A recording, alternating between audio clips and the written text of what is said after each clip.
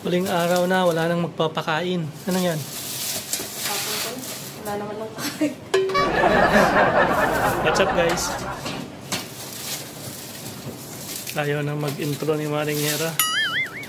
Mukhang ayaw mo nang umuwi sa Atina.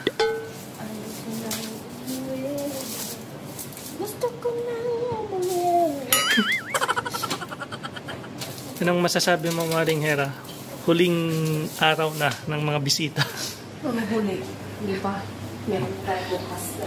Sige. Huling araw na natin. Bukas na maaga, uwi na kami. Ano masasabi mo? Papakain natin yung ngayon. Lagyan natin ng Alfredo. Yung Alfredo.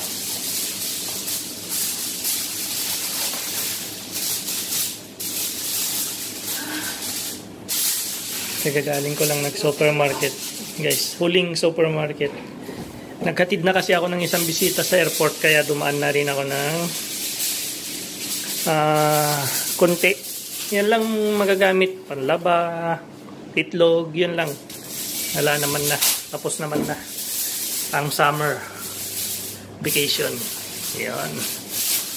At ito, huling breakfast na rin siguro. Ayun, oo tama, huling breakfast kasi hindi na kami magpapa-breakfast bukas. May mga maiiwan pa bukas, yung mga binata. Pero sila-sila na lang bahala.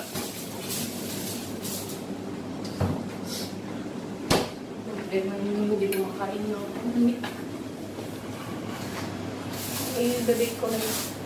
Ano yan? Spa na po kita. Yung may spinach sa loob. Okay. Spinach ba? Nilagyan natin dito. Cheese. Cheese pie. Alright, so ano pa? Maring Hera. Kape ka na. Kape na tayo. Breakfast na tayo. Yan na. Magkakape na. Ayun. Okay. Kape-kape muna. Bakit malungkot ka? Boring na. Pagod na. Pagod na. Sana mag-day off tayo.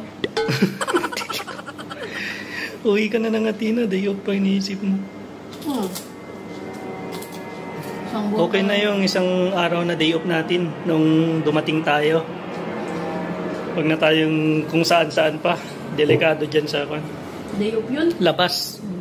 Day off yun? Walang sais? Crowded ang Kirkira. Kaya dito lang tayo. Hindi, sa Atina. Sa Atina, pwede. Sa Atina, pagdating natin mag-beach tayo. Beach? Beach. Init na nga, beach pa. Sunog na tayo sa araw dito. Porket nakarating ka ng beach kagapon. Kaya nga. Beach pa talaga.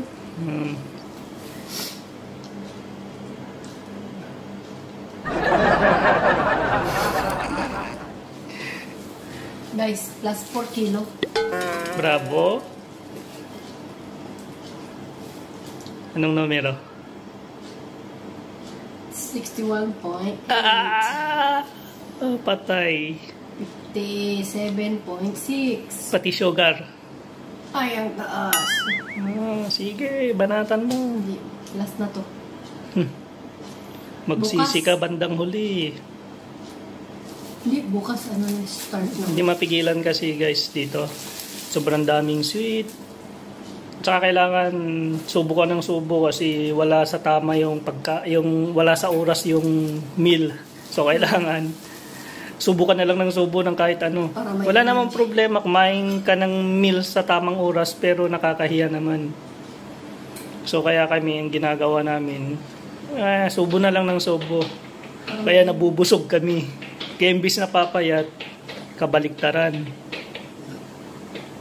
Tumaba. Tumaas ang sugar. Ngek, ngek, ngek. So ano masasabi mo Maring Hera? Ganyan nga yung anggelo para parang nasa TV tayo, interview. Anong masasabi ko? Sa taon na to. Masasabi ko sa taon na ito ay medyo mas yun lang yun. Bye-bye! Mas mahirap kaysa sa last year.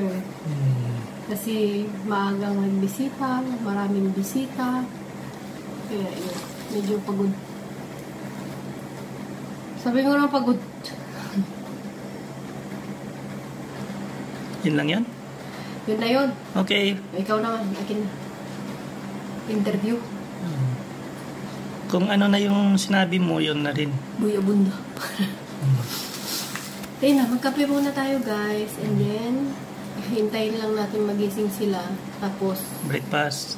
Tapos, maghahatid. breakfast na sila. Tapos, maghahatid. Magtatanggal na naman ng mga bedsheet. Tapos, papabedings na naman yung buong bahay. Kasi, transfer dito yung mga binata. Yan. Kanya-kanya na sila. Bukas. Bahala na sila sa buhay nila. Bahala na sila bukas. Kasi kami, maaga kaming aalis pabalik ng Atina. By land. 2 hours, 1.5 hours ferry trip, ferry ride, and 5 hours drive. Yan. 5 hours and 1.5 ba? 5 hours. Yan. Sa mga pala baguhan dito, sabihin mo, Maringera pa, bakit ka nandito? Nasaan ka? Baka hindi nila alam. Sa mga baguhan dito, guys, sa channel. Dito pala kami sa Corfu Island. Anong ginagawa mo dito? Nagbabakasyon? Nag-vacation. Jacofes. Cofes. Jacofes kami, guys. Kasama yung amo. Yun. Kaso nga lang, hindi ako nakahiga dun sa sa sunbaithingan.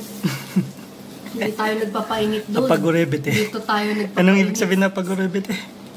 Bawal. Bawal. Pagurebete. Pagurebete. Dito tayo nagpapainit sa kitchen. Yan. Mga oven, stove, steam. Papa-steam.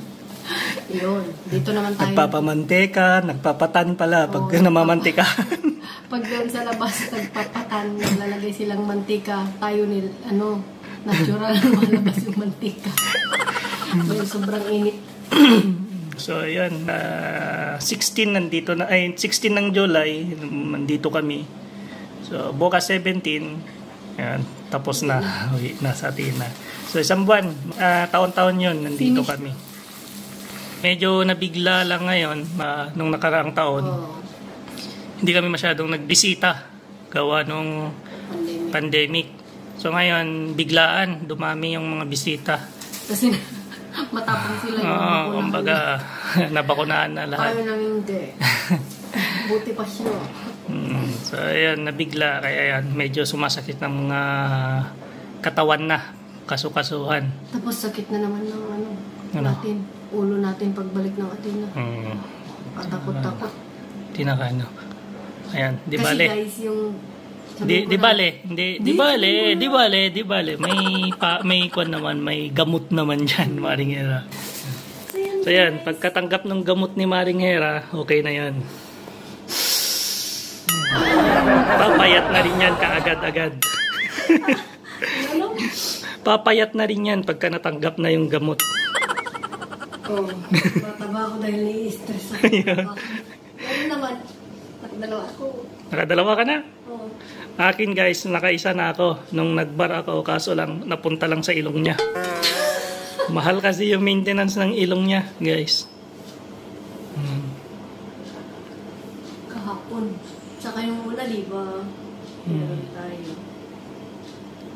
So, yun, nakaisang Pero itong mga bisita namin ngayon, wala eh. Nakaisang daan ako, si Maringera, nakadalawang daan na. Wala yun. Siyempre. Unfair naman pag pareho tayo. Pero okay lang, sinakripisyo ko na yung akin. Imbes na yung sa kanya, pambili ng gamot ng ilong niya, yung akin na lang. Kaya wala, zero balance ako ngayon. Bale, libre kita. Pautang? Oh. Pautang? 5%? 10%? Hindi. May pinaglalaanan.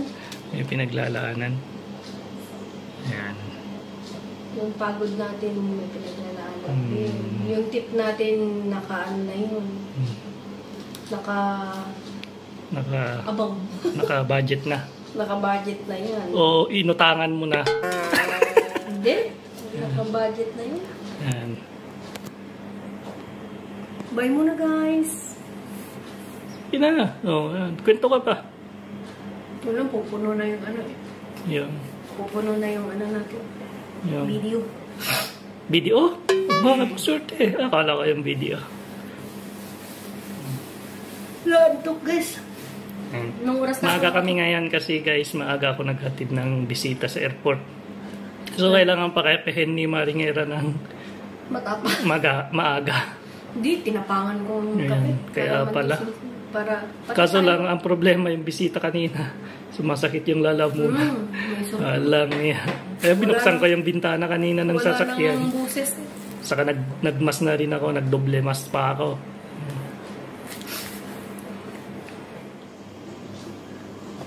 Guys, may tip na kami oh. Galing sa bisita namin. Ba't kulang na? Hindi ko alam, hindi naman ako nakain mo. Tip nyo. Dami mong nakain ah. Tip mo daw. 1, 2. Hindi guys, pasalubong yan ng... 7, 8, 9, 10, 11. Pasalubong to ng isa naming bisita sa aming mga katulong. May second layer pa din. Kailan ba noon dumating? Nakaraang araw. Every year nagdadala ng ganyan para sa amin, mga kupela. Yan, nakain ko na yung... Ilan ba nawala? Almost half. 11. Ako lang naman ang kumakain yan kasi bawal naman sa kanila. 11. Lalo na si Maringera, mataas yung sugar. Yan.